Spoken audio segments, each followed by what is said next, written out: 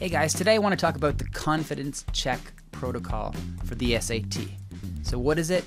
It's a great way to squeeze even more learning out of your practice tests. So through this process, you're going to learn how to trust your answer choices, and as a result, you're going to boost both your speed and your score. So here is how it works. Whenever you do a practice test, place a star beside any question that you feel has a 20% chance or more of being incorrect. Now this means that every other question on the page is locked in. Even though you might not be perfectly sure, they're most likely correct and you're never going to look at them again. They are completely out of your mind. And that's really the first benefit of this approach. You're not going to waste any time at the end of the passage second guessing your choices that are probably correct. Instead, you're going to invest that time where it's needed the most in those starred questions. So at the end of the passage or the section, if you have time, go back to those starred questions with fresh eyes and try to resolve them. Now, if you work through it logically and the answer suddenly becomes clear, then change your answer.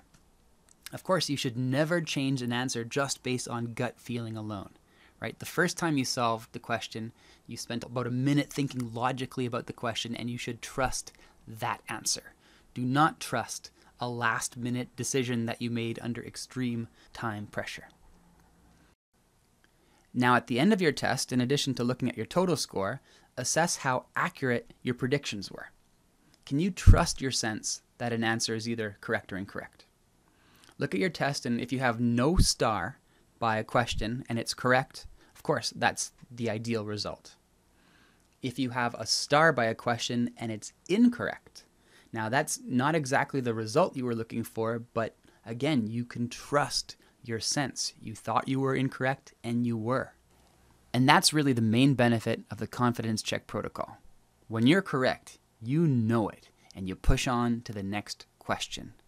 Now, when you're incorrect, you also know it, and you use that sense to spend a little bit longer with that question to get to the correct answer. Now, what about situations when your prediction is wrong? If you have a star by a question, but it's correct, now it could mean that you got a bit lucky on a tough question, which happens, but it could also mean that you need to be more confident about your correct choices. And in the worst scenarios, and this is the one to watch out for, you have no star by a question and it's incorrect.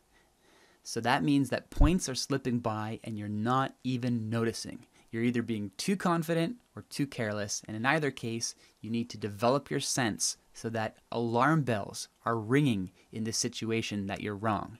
You got to hear them, you got to look longer, and you got to solve more accurately. Okay, I have one more benefit for you. The third benefit of doing confidence check is when you're doing review notes, you're not just reviewing the answers that you got wrong, but now you also know the ones that you got correct, but you weren't really fully confident about.